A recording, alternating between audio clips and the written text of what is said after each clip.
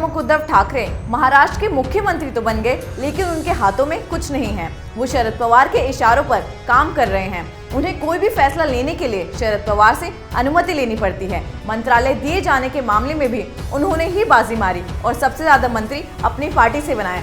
उद्धव की हैसियत जानने के लिए देखिए ये रिपोर्ट। महाराष्ट्र में शिवसेना प्रमुख उद्धव ठाकरे को मुख्यमंत्री की कुर्सी तो मिल गई, लेकिन उनके हाथ में कुछ नहीं है। सरकार की सारी ताकत एनसीपी प्रमुख शरद पवार के पास है।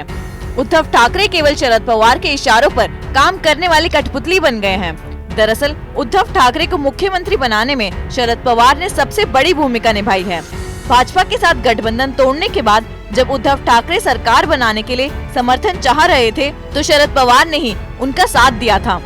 शरद पवार ने कांग्रेस को गठबंधन का हिस्सा बनाने के लिए भी मनाया। कांग्रेस के कई नेता इस गठबंधन में शामिल होने के लिए तैयार नहीं थे, लेकिन शरद पवार ने हार नहीं मानी और सोनिया गांधी के साथ मुलाकात करके इस मुद्दे पर कई बार चर्चा की। उन्हें बार बार ये बताया कि भाजपा को महाराष्ट्र की सत्ता से दूर रखने के लिए शिवसेना का साथ देना जरूरी है। और फिर सोनिया गांधी गठबंधन को तैयार हो गयी, जिसके बाद उद्धव ठाकरे मुख्यमंत्री बन गए। अब एनसीपी प्रमुख शरद पवार शिवसेना प्रमुख के ऊपर हावी हो गए हैं। मंत्रिमंडल के विस्तार के समय भी ये बात सामने आई। महाराष्ट्र में सबसे ज्यादा मंत्रालय एनसीपी को मिला। ज्यादा मंत्रालय लेने के साथ साथ उन्होंने अपने भतीजे अजीत पवार के लिए उप मुख्यमंत्री पद भी लिया। अजीत पवार को उप मुख्यमंत्री बनाकर शरद पवार ने उद्धव ठाकरे के ऊपर अंकुश लगा दिया है। अजीत पवार एक सुलझे हुए नेता हैं। उनका प्रशासनिक अनुभव भी उद्धव ठाकरे से काफी ज्यादा है। इससे पहले भी कांग्रेस के साथ गठबंधन वाली सरकार में वो उप मुख्यमंत्री रह चुके हैं। ऐसे में ये तो तय है कि सरकार के कामों में उनका दखल ज्यादा होगा। बता दें कि महाराष्ट्र में मुख्यमंत्री सहित अभी 43 मंत्री बनाए गए हैं। इसमें 16 मंत्री शरद पवार की पार्टी एनसीपी के हैं, जबकि शिवसेना के पास मुख्यमंत्री सहित 14 मंत्रालय हैं। शिवसेना की एक सहयोगी पार्टी को एक मंत्रालय उसी के कोटे से दिया गया है। कांग्रेस के 12 लोगों को मंत्री बनाया गया है।